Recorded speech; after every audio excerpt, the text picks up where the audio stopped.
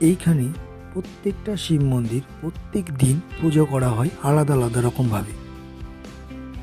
এখানে সাদা ও কালো দুই প্রকারের শিবলিঙ্গ পর্যায়ক্রমে থাকে।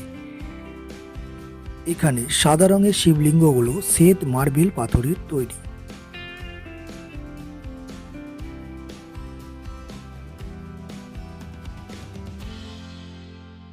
ও কালো রঙের শিবলিঙ্গগুলো কোষ্ঠী পাথরের তৈরি।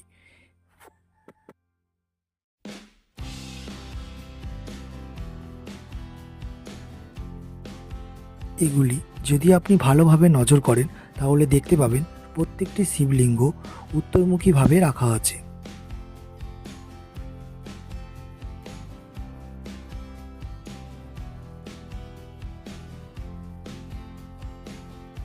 এই শিব মন্দিরগুলি দুটি